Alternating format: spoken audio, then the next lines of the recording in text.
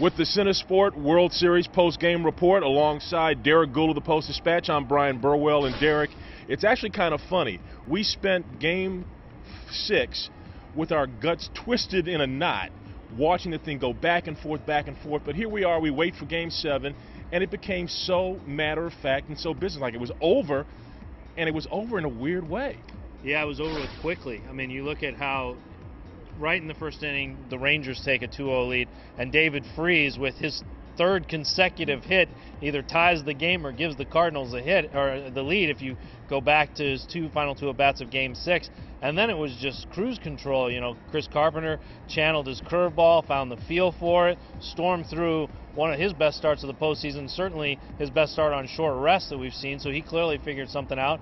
And then it was just this march to the inevitable conclusion. So it's remarkable that as unlikely as a season as we've had, as improbable as a season as we've seen, around the fifth inning, it became this inevitable championship. Yeah. We're going to get to Albert Pujols in a moment, but here's another thing I wanted to touch on.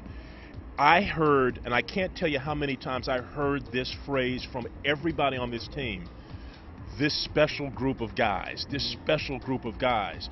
What do they mean? Because I talked to Alan Craig, and he says, Skip Schumacher actually said, I just wish that everyone out there could understand what this group of guys was like. What was this group of guys like? Well, this was a unique group brought together with its chemistry. I mean, it had a mix of young guys, it had a mix of veterans, it had a mix of all-stars, it had former MVP contenders, MVP winners. I think it was a personality buffet that just kind of all came together. I mean, this is the way they talk about it, certainly with Chris Carpenter, I mean, it's like he fell in love with this team. I mean, he was smitten with this team. He glows when he talks about it, and I think that's just because you look around the room and each guy had to overcome something. And finally, because the season is finally ending, the next story that everybody wants to know is whether Albert Pujols. Well, I think Albert's going to get a lot of that recruiting.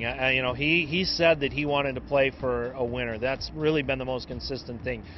Through this whole process, I guess, as we talked about him hitting free agency, it's been about a 2-year-long voyage to this point.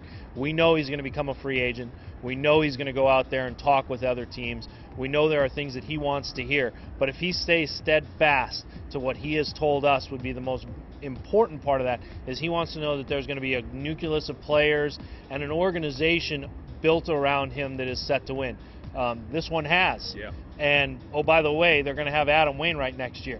So they won their 11th championship, the most in the National League, 11th championship in franchise history here, and they did it without arguably their ace, and he's coming back. So there's a lot that the Cardinals have to offer as far as a sales pitch. They have all of the, say, accoutrements in place.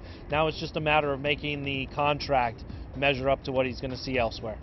Those 11 World Series titles are the most by any team in Major League history by a team not named the New York Yankees.